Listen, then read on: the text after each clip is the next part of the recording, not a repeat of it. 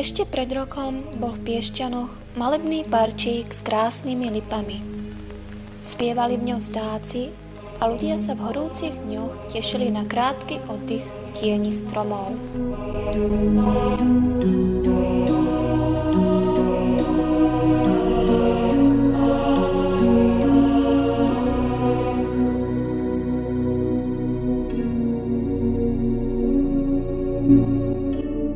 Vtedy ešte nik nemohol uveriť, že raz lipový parčík zmizne v prospech kruhového objazdu. Tak dobrý deň, čo si myslíte o tom, že tento parčík by mali vyrúbať a mal by tu byť kruhový objazd? Myslíme si, že je to lepšie, keď tu zostane ten parčík.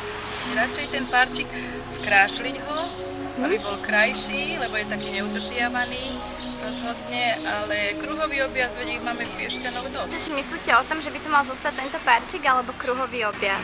Dobrý, myslím, že parčík. Ďakujem. Napriek želaniam ľudí bol nad obľúbeným parčíkom vynesený krutý ortiel.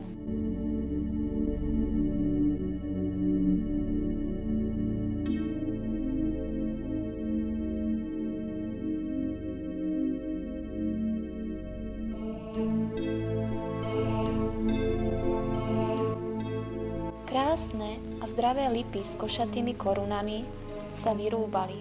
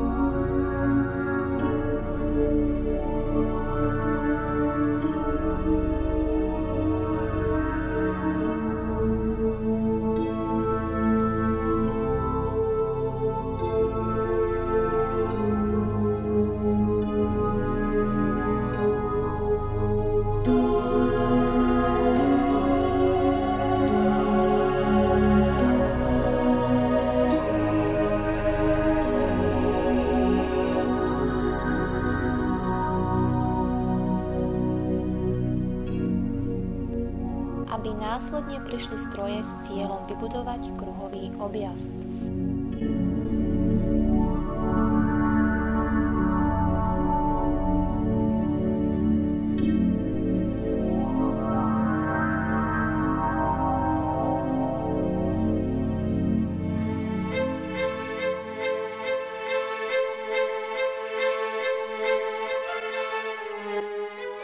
Kruhový objazd na mieste dnes už neexistujúceho lipového parčíku sa stal symbolom ľudského egoizmu, zištnosti a ľahostajnosti k budúcnosti detí našich detí.